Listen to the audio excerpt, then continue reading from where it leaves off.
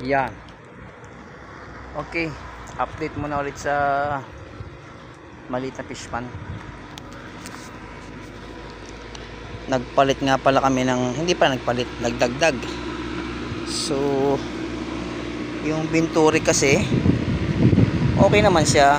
Ang problema, ma-maintenance siya. So kailangan lagi mo siyang nililinis. Kaya pala namamatayan ako ng isda, nagkukulang sa oxygen.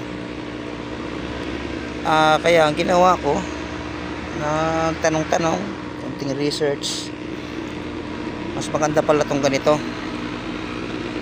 yung aerator. So ito, para magtag-ulan man ay hindi siya mabasa dito.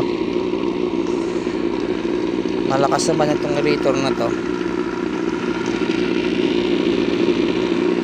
okay naman. Hindi ko lang tanda kung anong brand ng aerator na to, mamaya na lang titingnan ko.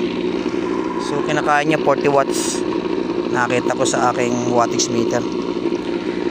Medyo matakaw siya, pero sa ngayon okay na.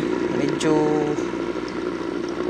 hindi na sila naghahangla o yung nasa ibabaw lagi, hindi kagaya dati lagi nasa ibabaw. Sana naman maging okay na to, wala na maging problema. Mahirap din pala pagka sinabing pila ang lupa, wala ding oxygen, masyadong matigas kasi yung lupa dito, para ka din naka-concrete pond. Nga pala, kukunti na yung asola ko dahil nang may bumili. Papadamihin ko na lang muna ulit. Yung iba napakain na sa mga alaga. Nagbigay kay si Foreman ng mga kangkong. Shoutout Foreman, thank you sa kangkong.